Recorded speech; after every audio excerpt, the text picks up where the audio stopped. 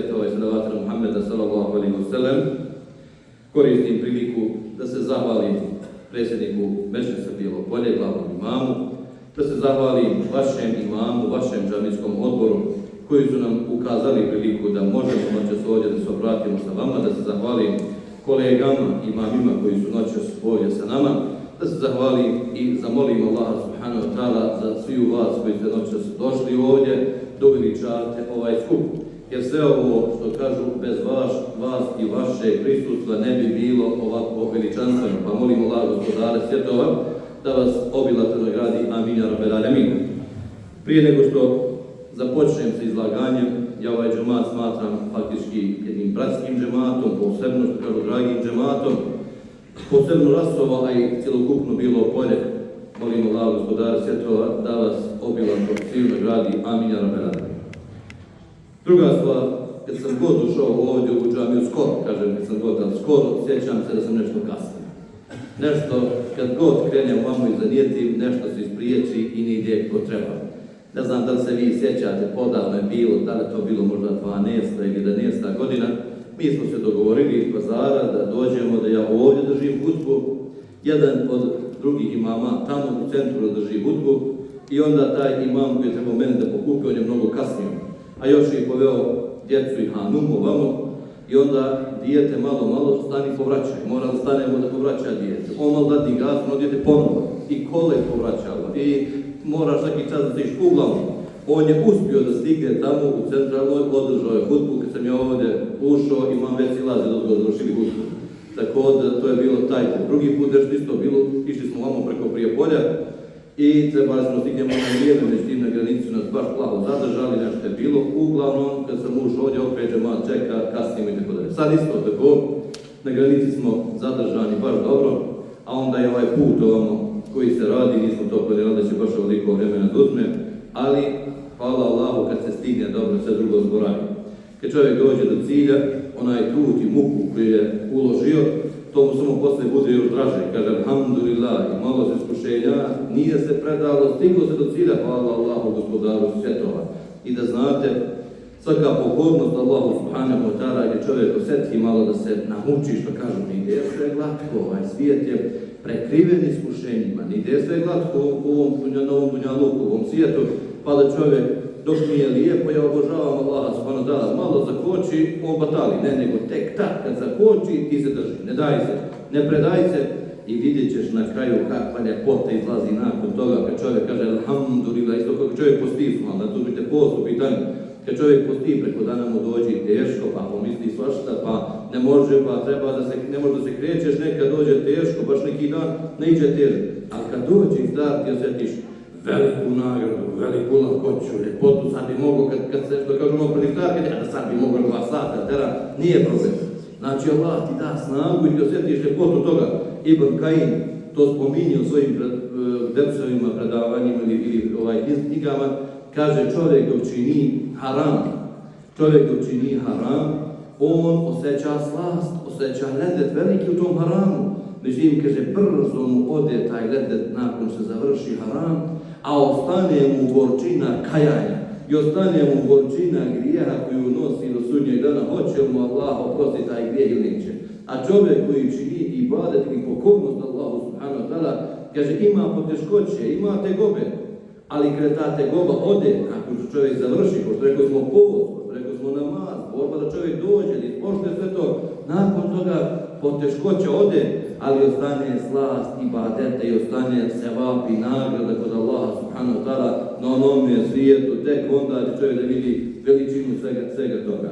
Evo ovo je neki uvod za ono što sam mislio noćas i da krenem u tom pravcu sa nekim vidom iskušenja, odnosno možda i jedno najstrašnije iskušenje koje može insana da pogodi, a to je smrt. Smrt njegova ili smrt nekog bližnjeg ili smrt, što kažu onako da vidiš neku smrt, tvoj neki daljnji rođak, komšija, prijatelj i tako dalje. Sve je to musibetul maut, uzvišeni Allah subhanahu wa ta'ala u Kur'anu opisuje smrt na jedan težak način.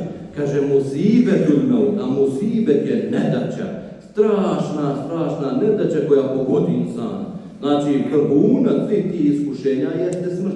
Ili nema, što kažu, na ovome svijetu vjerovanja, nakon imana, da čovjek jedino je gore od toga jeste da čovjek bude iskušan u svojoj vjeri, pa da ne dola, dragi, nakon što je bio na pravome putu, nakon što je obožavao Allah, skrene s tog puta. To je još gore od ovoga. To je još gore od ovoga. A čovjek da preseli imanu, da sve to gledano kao vjernik na imanu, kažem, onda je smrt jedno od najvećih iskušenja koje možda pogodi insana, znači, pa mi nekad čovjek to zamišlja, pa nije mene strah smrti. Dobro, nije tebe, ali šta ako ti pogodi dijete smrti, ti si imaš dijete, voliš ga, zavoliš ga, što kad osjećaš u srcu, koliko ga voliš, osjećaš u duši, da možeš ti bi ga lako pojeo nekad kad shvatiš na dijete, a šta da ti ono ode? Nije tebe strah, nije da strah, nego vidiš kako je iskušenje teško. Jer dolazio je čovjek od Allahovog poslanika Muhammeda sallallahu alejhi ve sellem ashab, pa je vodio jedno, tako reći, detence. Šta je detence? Koje je trčkalo oko njega, skakućalo, pelo mu se po leđima i tako dalje. I kaže, on bi sjeo oko halka i ono dijete mu čas na leđima, čas u krilu, čas ovamo lijevo, desno. I kaže, jednog dana Allahov poslanika prati pa ga pita, voliš li ga? Voliš li to dijete? Kaže, Allahov poslaniče, osjećam ovdje koliko ga volim. Pazite, kako strašno u jednom trenutku, treba roditelj da voli svoje dijete, ali ne treba mnogo da bude vezan, da kaže subhanallah, i neka čovjek može da urekne svoje dijete. Kad osjeti ovdje da ga voli, a zaboravi da kaže maša Allah, tebarak Allah, maša Allah, la havle wa la kuvvete illa billah i tako dalje, da moli Allah da mu sačuva tu blagodat koju mu je dao. Mi možemo zapamtiti, svaki insan može svaku svoju blagodat urekne. Da zaboravi, da zahvali Allahu na toj blagodati, zamoli Allaha na toj blagodati, tako dalje. I znate u suri Kehf kako Allah opisuje situaciju da je jedan bio koji se divio tom svom bogatstvu, svojim sinovima, svojoj snazi, svojem imanju i tako dalje, a zaboravio je da kaže maša Allah, la havle wa la kuvvete illa billah. Pa je kaže ušednog dana u baštu, pa mu je bašta bila uništena u potpunosti. Pa mu kaže ovaj drugi, zašto kad si ulazio u svoju baštu, kad si vidio tu ljepotu, što nisi govorio maša Allah, nego si je uništio sam. Isto to spana, svoje dijete, svoje bogatstvo, svoj auto, sve ono što ti Allah da, nemoj zaboraviti da zahvaljuješ Allahu i da govoriš maša Allah, tebarek Allah. I kaže ovaj ashab, pita ga Allah, ti voliš ga? Kaže, ovo poslaniče, ovo dijete osjećam ovdje koliko ga volim. Kaže, ne prođe nekoliko dana, nema ovoga ashaba da dođe. Gleda Allah poslanik, nedostajamo ono djetence da se kuće tu, da nije ga lanilo, slušalo, ali kaže časno krilo, časno.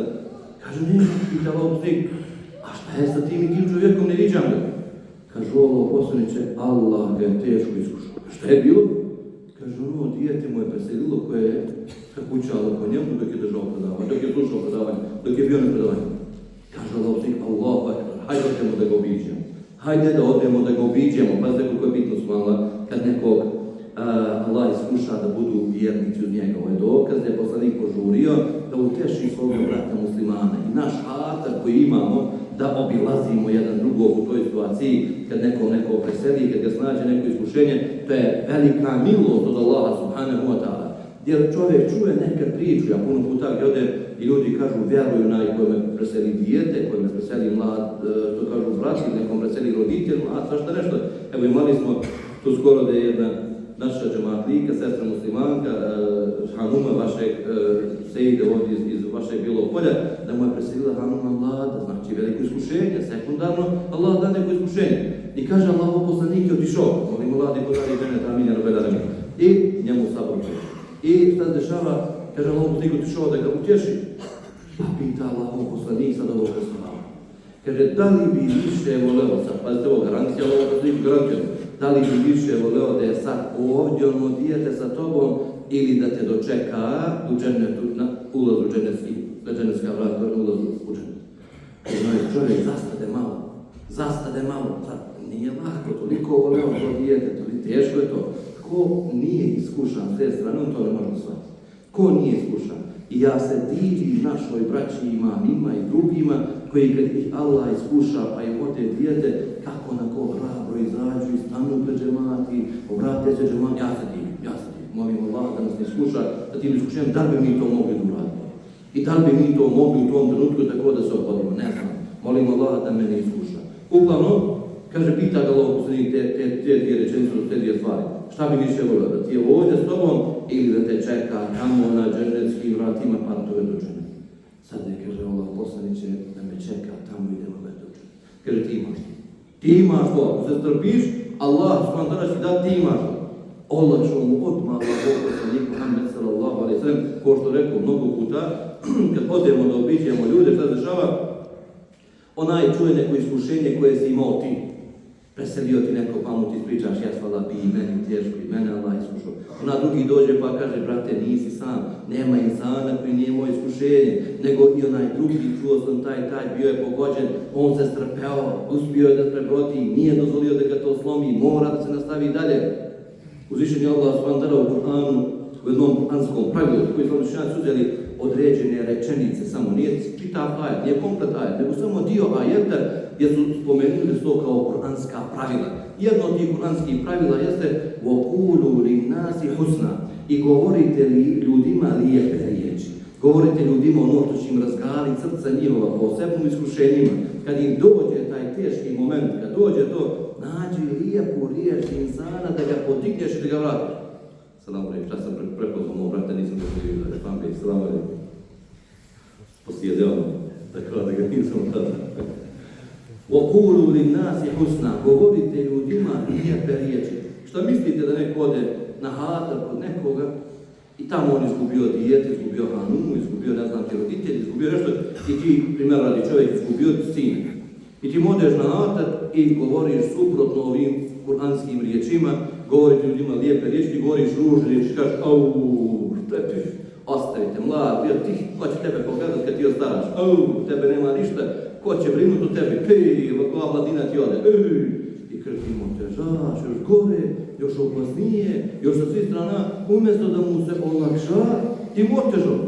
Nisi se ponio i nisi se ponašao po kuranskom principu, po kuranskom pravilu, da treba da olakšavamo ljudima. Ovo noće što hoću da pričam jeste sastavni dio, odnosno ove priče koju pričamo, a to je o smrti. Jedna izreka koju su Arapi stalno koristili, kad kažem Arapi, ovo je faktički sve uzeto iz Kur'ana, kažu ovo su čak i stari Arapi, nevezano direktno, nije znači Kur'an i hadis direktno tako spomenuo, ali kažu oni su govorili, od 3 stvari nije se niko spasio. Prva, pa se nije se niko spasio, nije se insan spasio, nije se spasilo stvorenje, što kažu, misli se na ljudi, insani, tako dalje. Prva stvar jeste, niko se smrti spasio niko. Da se iko smrti spasio, pa spasio bi se Muhammed sallallahu alejhi ve sellem. U jednom stihu stoji da je rečeno لو كانت الدنيا تدوم لأهلها لكان رسول الله حيا وباقيا. Da je dunjaluk za ikoga bio vječan, pa bio bi za Muhammeda sallallahu alejhi ve sellem. Znači da je dunjaluk za ikoga bio vječan. Ko je ne zasluži da živi? Pa Muhammed sallallahu alejhi ve sellem. Ko je najbolje stvorenje kod Allaha? Pa Muhammed sallallahu alejhi ve sellem. Ko je najviše ponio od svih? Pa Muhammed sallallahu alejhi ve sellem. Ko je opet sve Muhammed, ali okusio je smrt. I okusio je smrt kad? Mlad. Nemoj neko da se zavarava, nego mlad je okusio smrt. Šta je to 62 godine, u 63. godini preselio Allahov poslanik. I vidite naše neke, što kažu 60 godina, mladić čoveče, snagu, Allahov poslanik bio neće, ja. Allahov poslanik imao snage, i mladić, i pomikodom priđe do mladića. I samo odjednom Allah odredio u tim godinama, što kažu kod nas, to su te godine faktički zrelosti, faktički kad bi sad čovjek u tim godinama i kao Muhammed sallallahu alejhi ve sellem, a i kao drugi, treba malo sad da odmori, treba malo sad da komunicira više s ljudima, radiš do tih godina, 60 godina radiš, znači sad treba da vidiš porodicu malo da to sve rasporediš, sekunda i dođe smrt i ode s ovoga svijeta. A koliko ima ti koji odu mnogo ranije i odu mnogo prije s ovoga svijeta. Druga rečenica, nema odmora na ovome svijetu, odnosno nema rahatka na ovome svijetu. Da neko kaže, ja sam rahat sa svih strana, a da ja nema šanse da me nešto muči. Sve mi je potpuno kompletno, nema insana, zapamtite to. Nema insana koji je na ovome dunjaluku da mu je sve ono što kaže toga potpuno. Nego ili je neko bolestan, ili ima bolesnog sina, bolesnog roditelja, bolesnog brata ili sestru, ili je, ne znam ti, neko u financijskoj krizi, ili neko ima neki strah, ili neko ima neko iskušenje, mora da ima čovjek tokom svoga života, nemoguće da završi ovaj svijet i kaže, ja sam tako rahat otišao sa ovoga svijeta, subhanallah, a da ništa nisam imao. Da me nešto iskušao, da se nešto nemoguće. Jer sastavni dio našeg života jesu iskušenja koja nam je Gospodar svih svjetova obećao da ćemo ih imati. preko tih iskušenja, mi bivamo šta? Ispitani na ispitu. Da li ćemo ponašati se onako kako treba ili nećemo? Da li ćemo biti pokorni Allahu ili nećemo? Da li ćemo biti strpljivi ili nećemo? Da li ćemo izgovoriti riječi kojim je Allah zadovoljan tim iskušenjima ili nećemo?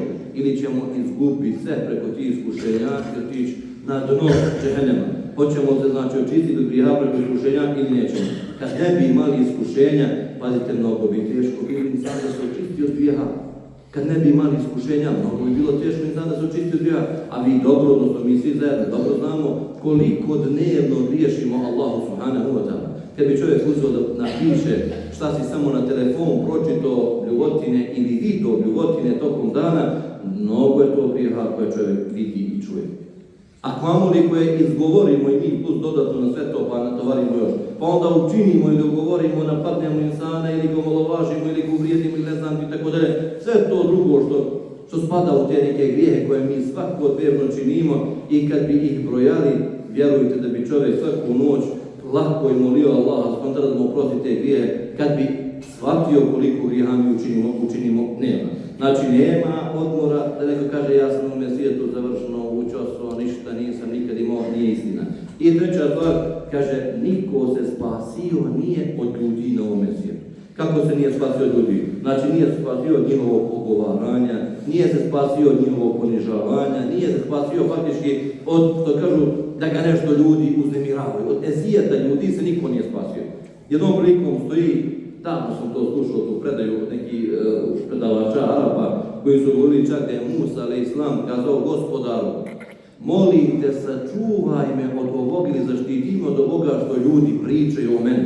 Ljudi su mnogo optuživali Musa a.s.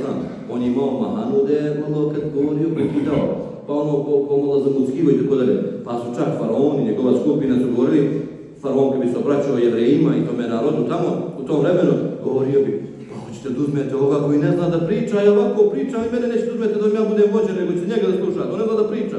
Pa direktno tako čuješ uvrijediti. Uzmi običnog čovjeka sad koji nije došao da je poslanik, koji nije, pa da mu tako neko kaže, sjetio bi se teško, a kamoli onaj koga je Allah poslao sa obavezom da spasi taj narod, da ga izvede, što kažu iz zablude, da ga spasi od faraona i faraon ga pred narodom ponizi. Drugo, Jevreji koji su bili sljedbenici Musa a.s. govorili su, ko zna kako me Musau koža, ona mu je čitava ono, kod nas, ono kad ima ono bolest, pa ono šarena bijela, pa kaže, kakva mu je loša koža, ne mora neko da mu slučajno prišao. Pa je govorio, gospodaru, spasi me od ovih ljudi što me optužuju. Pa su, ne znam ti, govorili, Musa a.s. je poveo Haruna, svoga brata, da razgovara sa Allahom, pa ga je on ubio. Harun a.s. kaže, preselio u tom putu, vlado, Harun bio poslanik. Musa je molio Allaha da mu da Haruna kao pomoćnika, kao poslanika, a oni su na kraju rekli, ubio ga je Musa a.s. Što ga ubio? Kaže, mi smo više voljeli Haruna nego što volimo Musa. Harun je bio blag prema nama, a Musa nam je žestok, pa ga nismo voljeli, samo ga je Musa ubio zbog toga. Pazite kakve optužbe na poslanika, i to njihovog najodabranije, glavnog poslanika. Pa je zamolio Allahu dragi, sačuvaj me ovoga što pričaju ljudi. Pa negdje, kaže, u tim nekim predajama stoji, nisam provjerio ispravno svojih predaja, stoji da je Allah gospodar svjetova odgovorio Musa, ali sam po Musa, ja nisam sebi dao tu privilegiju kako da je dam tebi. Pa Allahu ili na Allaha ljudi iznose razne laži, pa su rekli da ima ženu, pa su rekli da ima čerke, pa su rekli da ima dijete, pa su rekli da je seo da se odmori, pa su rekli da Allah gospodar nije pravedan, pa su to što ima ljudi rekli za Allah, ne udobila Allah je čisto svega toga. Ali su rekli ljudi, znači ne može niko biti čist i niko se ne može spasiti ove tri stvari kad je u pitanju ovaj dunjavu. Prva stvar, pošto rekli smo, nema spasa od smrti. I čovjek, hvala Allahu, koji shvati da je za nas, muslimane, smrt vid iskušenja, ali u istom trenutku, iako Bog inšallah musliman treba da je radostan i srećan i da uvijek to ima na umu da se vraća tamo gdje mu je bolje, da ide tamo gdje mu je bolje. Slušao sam jednom prilikom, davno je to bila jedna karna priča, kaže jedan od njegovih prijatelja, preselila mu je majka, pa je mnogo tugovo za majkom. Pazite, subhanallah, ove generacije, tih dobri Allahovi robova, više su tugovale za roditeljima nego za djecom. Kaže, zbog čega? Roditelj je vrata dženecka, posebno majke. To su vrata dženecka, znači vrata dženecka. Ona su ti otvorena dok je majka živa, ona su ti otvorena. Imaju vrata dženecka, zovu se pokornost roditeljima. I kada čovjek ulazi kroz ta vrata dok je pokoran roditeljima. Pa druga stvar, hadis Allahovog poslanika, dženet je pod majčinim nogama, a zadovoljstvo gospodara, svjeto Allahovo zadovoljstvo je kod zadovoljstva roditelja. Ako su roditelji zadovoljni Allah. I kaže njima, kad preseli roditelj, kaže zatvorila su mi se vrata dženecka, više nemamo otvorena ta vrata. Pa je, kaže, mnogo tugovo zbog toga. Pa ga je nazvao i kazao mu, dobro, samo mi reci gdje joj je bolje. Je li njoj bolje tamo ili je bolje ovamo? Pa je ako bolje tamo, ona je vjernica, ona je žena koja obavlja namaz, ona je žena koja posti, ona je žena koja hađ obavila, ona je žena koja daje zekijat, ona je žena koja je pokorna Allahu. Kaže, pa treba da si radostan što je otišla tamo gdje je bolje. Možeš li joj ti bolje priuštiti nego gospodarci svjetova? Kaže, ne mogu. Pa zbog čega onda tolika tuga, tolika žalba? Kaže, pa je na takav način otvorio oči svome bratu muslimanu i kaže mi isto tako kao vjernici ne treba da nas je strah pretjerano smrti. Jeste taj pomen smrti težak svakoj duši. Jedan od ashaba kad je krenuo u borbu, kaže, obratio se samome sebi, pazite, obratio se samome sebi, svojoj duši. Ja ne suma reki te krehine džennet. O dušo moja, šta ti je što prezireš džennet? Znači, strah je bilo da preseli, krenuo u borbu i tamo je smrt, tamo se gine, tamo nije to tamo. Kaže, šta ti je što prezireš džennet? Wallahi ćeš ući u džennet, pa makar bi to bilo teško. Znači, nema bežanja, idem naprijed, nema odustajanja, ja idem, pa makar tebi to bilo teško, nema odustajanja.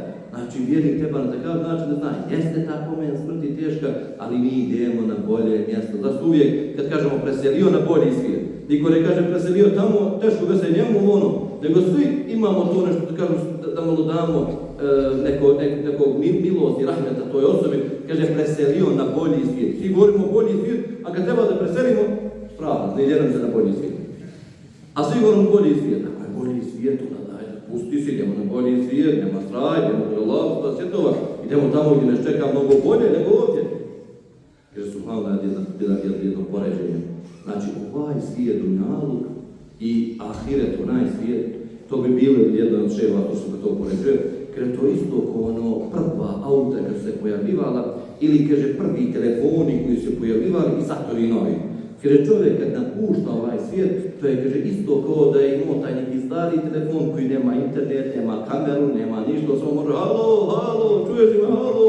Znači za bagrelo nema ništa, nikoga neće. To je dunjaluk. A kaže tamo onaj svijet ko da ti neko daje najsavremeniji telefon, najbolje auto, i za to stoji, kaže, da čovjek neće tugovat za dunjalukom.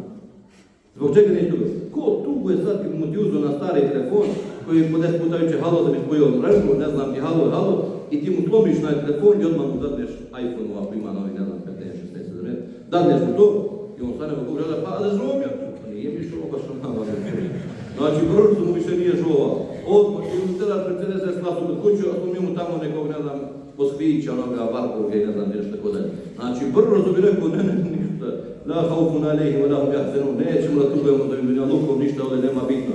Sve je blato, sve je prljavo, sve je ništavo, sve je, subhanallah, čovjek samo kad uzme pa pogleda, cjelokupni ovaj svijet je prevara. Prevara vlasti, prevara ljudi oko tebe, prevara sve ovo što postoji, a da cjelokupno je prevara. Samo da znate, šeitan nama to malo nas, što kažu nam uče, da mi mislimo da je to nešto bitno, a na kraju čovjek udari glavom, kaže i ovo je prevara, nema ništa. Samo je istina šta, gospodar, svjetova, obožavanja Allaha, vjera, tu čovjek ima za nešto da se uhvati. Ovo drugo, sve je ovo, ono balon ili puhalo, kad se napuha pa pukneš, nema ništa, sve ovo. Koliko god da se da imaš, ne znam, imet, kad imaš ono, na kraju vidiš ništa mi imet, nije pomogu, ništa pomaže. Nemamo ovdje ljepotu, da se neko nedola dragi razboli od džina, da se razboli od cihra, da se razboli, nek ima milijarde džabe, moje da znate ko radi zvezdice, najkodorava sami tamo to. A ima milijarde, vrće se okrećete ko u štipak, za idu.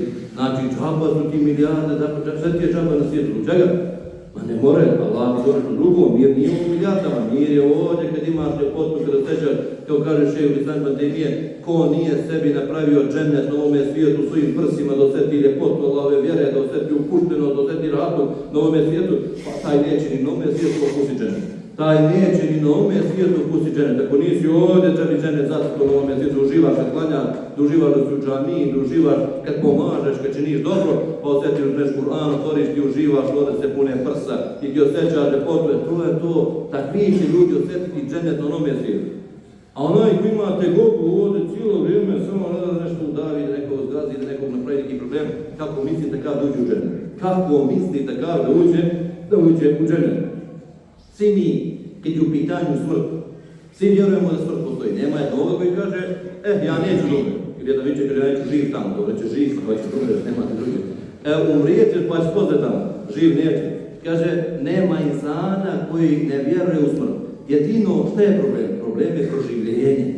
Ovi koji ne vjeruju u vjeru ko treba i nemaju vjere, ne vjeruju u Allah, oni ne vjeruju u proživljenje. Mi muslimani, alhamdulillah, moramo da vjerujemo i to je sastavni dio naše vjere, da čovjek ne smije nijednog trenutka da posumnja. Pazite ovo.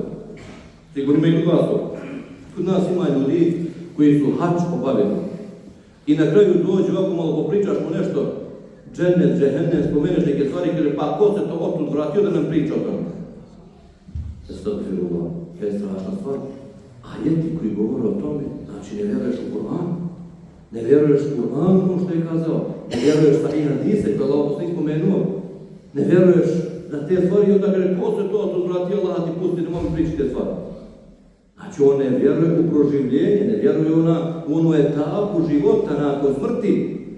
Ne vjeruje da je Kur'an u tome kazao, mnogo strašno stvar, to su djela kufra, nevjerstva. Djela kufra, nevjerstva. Ili neko kaže, hajde Allah ti, pusti taj svijet tamo, nemoj mi to pominjati. Ko se otud vratio? Ja kažem, baš zbog toga što se niko nije vratio, pripremi se da se ne vratiš. Kad bi mogu da pobegneš, onda lako. Ja bih rekao, nemoj da vjeruješ, možda pobegneš, pobegni gotovo. Ne mora niko da neće kazati, možeš pobegneš. A kad ne možeš da pobegneš je problem. I ne možeš da se vratiš, on sam sebe pobija, kaže, ko se otud vratio? Pa baš zbog toga što se niko nije vratio, ti se pripremi. A to da možeš da se vratiš, to je lako. Na granici da je prođeš, vrati se, kući se super. Ali šta kad ne možeš da se vratiš, pa uhvati. Tu nastaje problem. I za to vjernik treba da shvati, pripremi se da poneseš dobrih djela.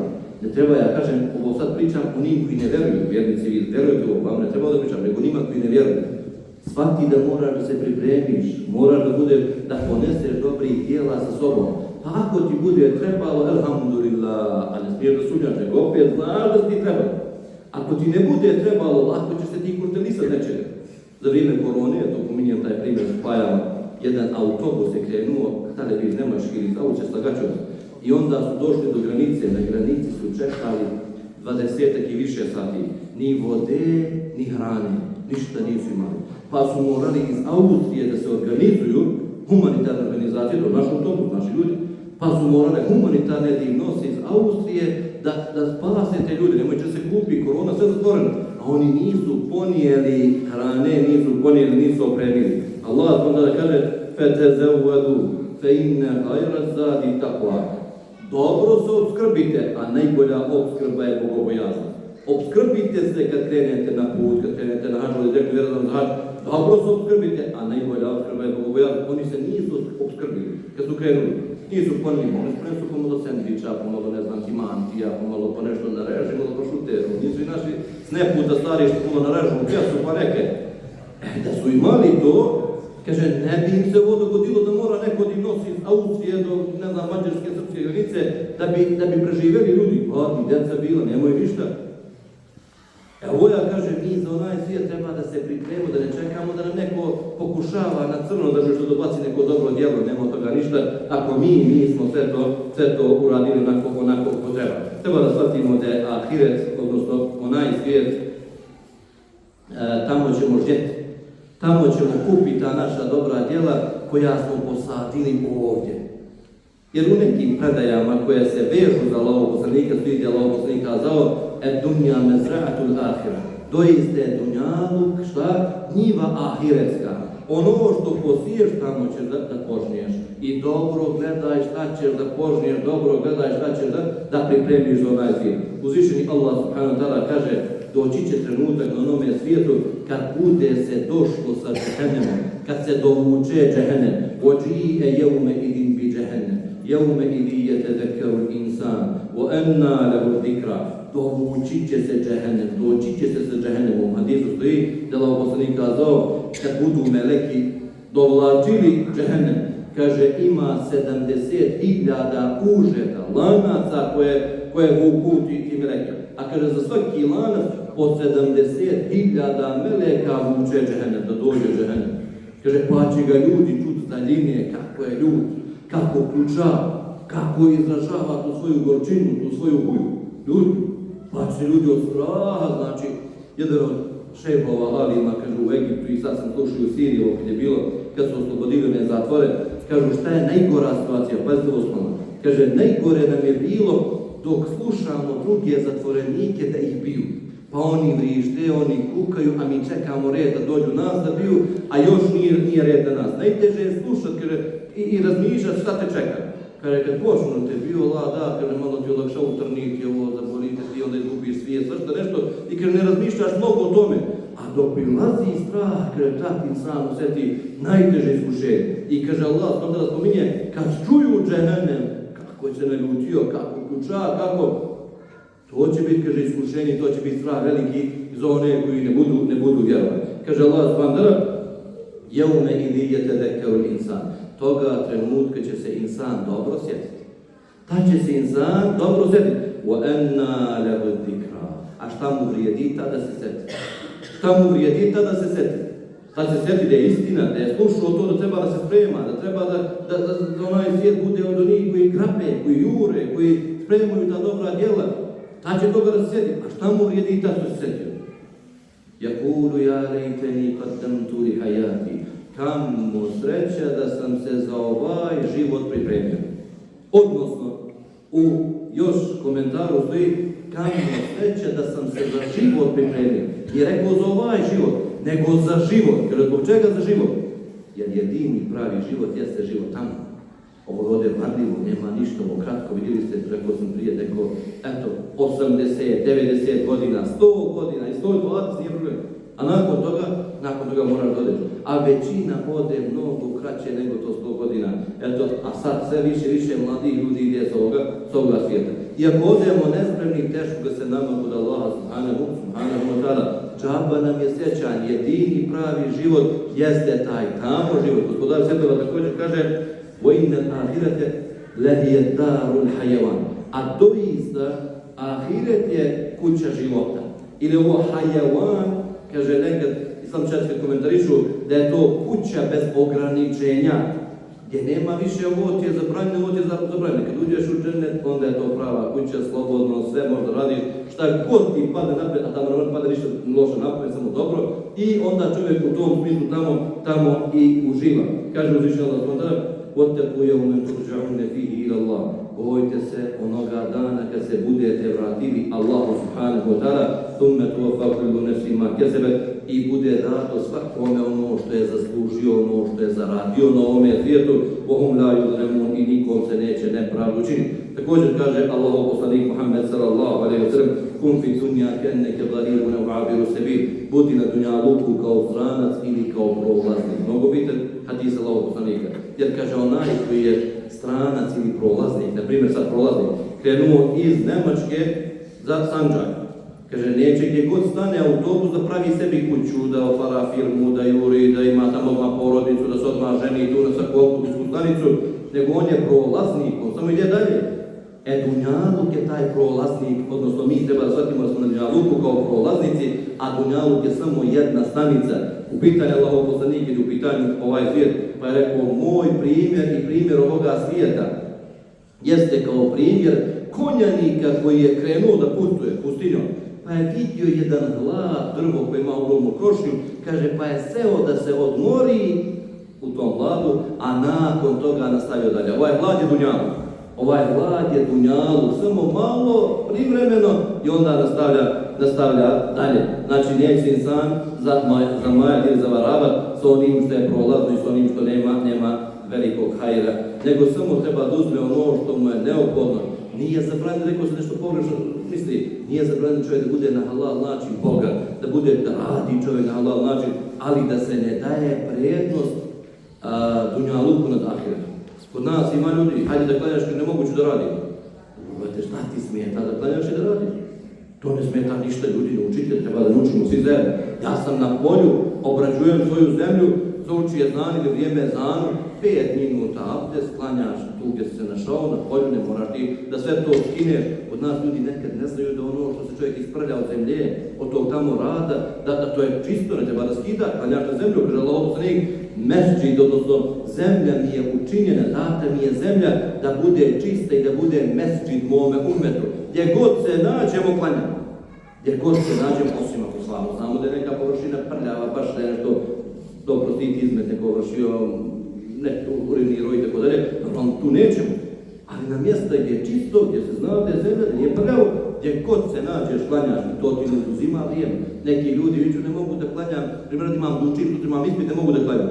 Pa ti baš kad budeš klanjao, Allah ti dao svežiti se može. Vallahi, pričam istinu, što sam ja doživio, lično svoj primjer, došlo bi vrijeme učiš, ne možda naučiš, slomiješ se 5 sati, izađeš napolje, odeš, klanjaš namaz, vratiš se, malo se sam provetri, malo se mozak odmori, malo zikr učiniš, vratiš se, Allah dan staviš dalje, nauči se ono što treba se naučiti. Znači, namaz treba da nam bude pomagalo do cilja i kako da nam bude, da nas to nekako odvraća, da nam to, ne, nego mi sa tim treba uživamo, da nas namaz na prvo mjesto približi Allah i da nam olakša naše dunjalučke poslove, a ne da nam otežava i mi tako to zamišljamo. Čovjek ne znam ti, ne mogu one, možeš ti sve.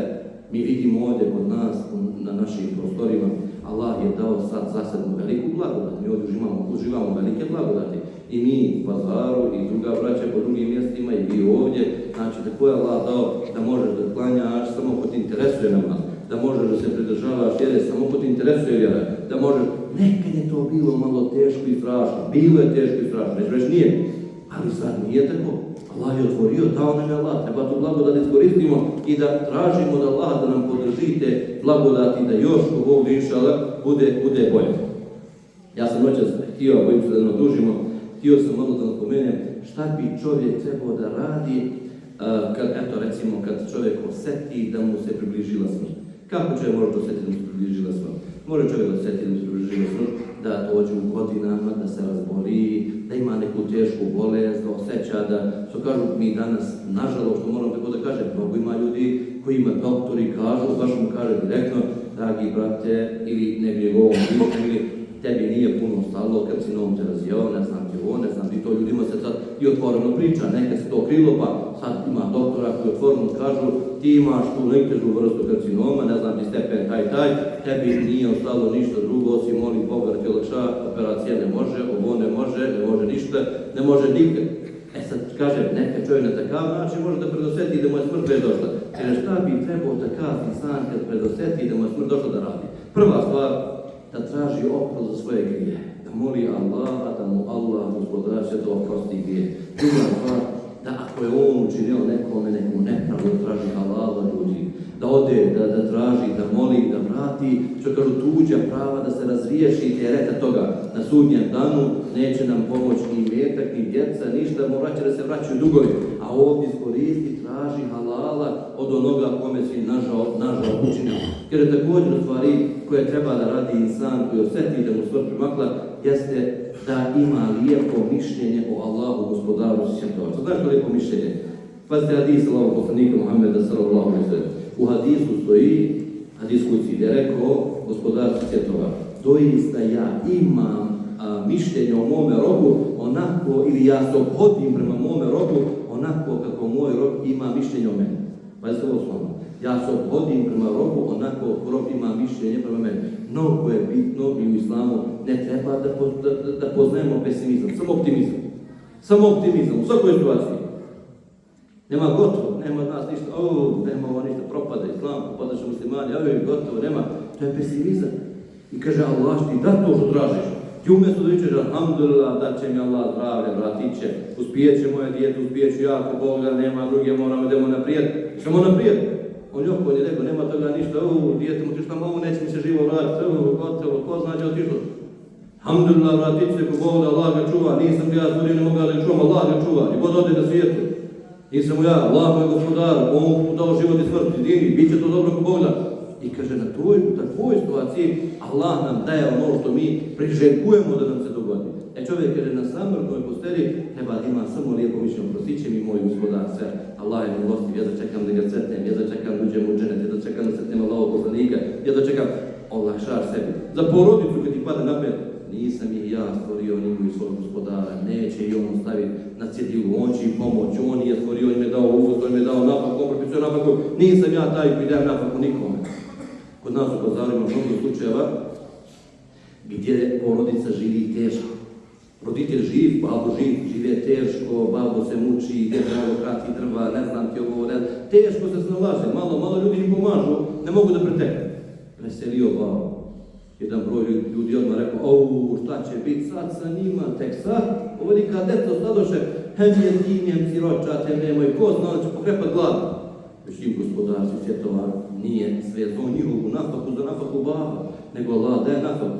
Pa dođu situacije, da ne kažem ljudi, opet, Allah, poslo ljude, pa im naprave kuću vrh, 5-6 spratova. Pa im dadu, ne znam, toliko parni kupili džipove voze. Pa za vrijeme baba, kolica nisu imali kuće da voze. Kamo li džipovi? Allah, sad ovo nafaku svijetu, možda bi on bio s tebe, nije imalo nafake zbog njega. Možda zbog mene nema nafake u kući, subhanallah. A mi mislimo, ako ja preselim, mi ću ih pokrepat glavu. Neće niko pokrepat glavu. Ima svako svoju nafaku koju Allah onda propisao i na takav način sam treba da se obodi. Pazite, ovi drugi, nemuslimani, imaju jedan detalj koji zovu pozitivna afirmacija. Pozitivna afirmacija. Šta je pozitivna afirmacija? Pozitivna afirmacija, ovo što ja kažem lijepo mišljenje o Allahu subhanahu wa ta'ala, što je gospodar svjetova kazao. Kažu ta pozitivna afirmacija, to sam slušao, imate mnogo na internetu, kucate, tu pišite, kaže čovjek bi trebao svako jutro kad ustane po njihovom da kaže, oni ne pominju hvala Allah, nego da kaže da bi bio pozitivan toga dana, baš mi je dobro, ustao sam zdrav, ustao sam živ, nije bilo problema, moje djeca su dobro, imaju danas da jedu, imam dobre prijatelje, imam dobar posao, imam ovo, ima i ne braja, tako dalje. I kaže onda se osjetiš da si pun, imaš sve, a ono što nemaš, kaže to je nešto malo, samo što nemaš, onda to nije mnogo ni bitno. To treba muslimanu da kaže, hvala ti gospodaru, jutro smo svanuli, nije bilo problema, nije bilo rata, nije nam bilo zemljotresa, nije bilo poplava, nije bilo, ne znam, nije nas niko napao da nas opljačka, gospodaru, svi živi i zdravi, danas imamo da jedemo, ne samo za danas, nego za mnogo dana imamo da jedemo i da pijemo, alhamdulillah, imamo poslove, imamo djecu koja uče, imamo djecu dobro, imamo, ne znam ti. I onda kaže vjernik osjeća, zahvaljuje Allahu gospodaru, a Allah, gospodar u Kur'anu kaže, ako budete zahvaljivali, ja ću vam samo povećavati nafaku. Daćem još da imate. Ako budete nezahvalni, pa suprotno govorili, jer suprotno je da čovjek što ustane, prvo na pamet padne, ja imam Golf, on ima Mercedes, ti da mi bio na Mercedes, ja imam, ti da mi bi džip pa da me bavi, ti da mi bio ovo, i kad automatski si nezadovoljan, ti su to nezadovoljni. Sve što neko rekli, merhaba, ti je vjerujem to, da merhaba, bez, nemam džipa, primjera. Ili šta merhaba, on ima 2 kuće, veliku kuću, ja nemam veliku kuću, imam ovo. Imaš dovoljno, alhamdulillah, možda on ima veliku kuću, ima problemu, brezi mu ne radi. Jer nije nafaka ono što samo mi što mislimo da je nafaka, to je mnogo bitno. Nafaka je nešto mnogo šire. Nafaka je da imaš imetka, alhamdulillah, da imaš dobru djecu, to je nafaka. Da imaš dobru hanumu i dobrog muža, to je nafaka. Da imaš zdravlje, ko što rekao, to je nafaka. Da imaš roditelja, alhamdulillah, pa da imaš njihovu dobu, to je nafaka. I mnogo drugih stvari koje ima čovjek u sebe, a sve to spada u nafaku. Još što čovjek treba da uradi kad mu dođu ti trenuci, jeste da uči šehadet neprekidno. Da uči šehadet neprekidno, što više. Izgovara šehadet, šehadet, la ilaha ili samo la ilaha ila Muhammed Rasulullah. Kome budu posljednje riječi la ilaha ila dehale džennet. Ući će u džennet.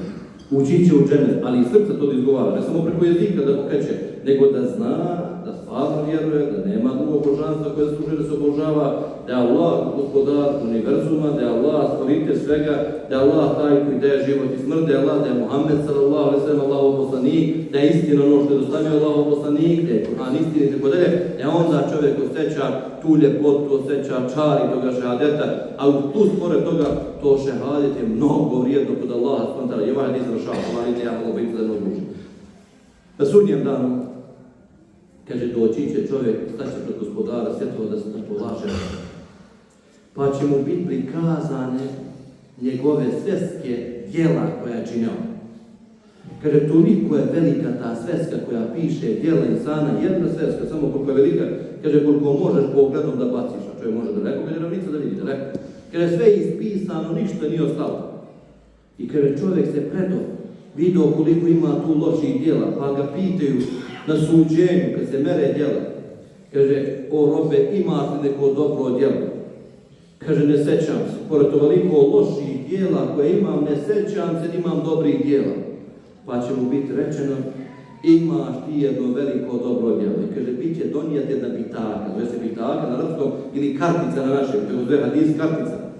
Kaže, pa će biti donijeta kartica i počeće da se mjeri ta kartica sa svim tim knjigama koje su tu stavljene na drugom tasu. Kaže, na toj kartici piše La ilaha illallah Muhammadur Rasulullah. Kaže, pa će ona kartica toliko biti teška da će sve one knjige grijeha odletati. Kaže, imaš ovo kod Allaha subhanahu wa ta'ala, koliko je bitno la ilaha illallah. Koliko je bitno čovjek, nema bolji zikr, zapamite. Imaju sad oni zikri tamo porekneš to i to je sve to dobro, ali la ilaha illallah, najteži zikr koji postoji, najbolji zikr kod Allaha subhanahu wa ta'ala. Ja sam htio još da vam pričam o stvarima kako se čovjek treba ponašati kad mu neko preseli u kući. Šta bi trebao on da poduzme, kako bi trebao da opremi toga mejta, kako bi trebao u tim prvim trenucima kada pogodi baš to prvo iskušenje, kako da se ponaša, ali bojim se da ne odužimo jer samo što nije. Pa eto, ko Bog bi inšalah, nekom drugom prilikom ćemo govoriti i nastaviti. Allah vam dao svako dobro, barek Allah fikum, vidimo se u haju i beričetu, amin ja rabbi alamin. Hvala vam što ste došli, molim Allah da vas obila to nagradi, amin ja rabbi alamin. Assalamu alaikum.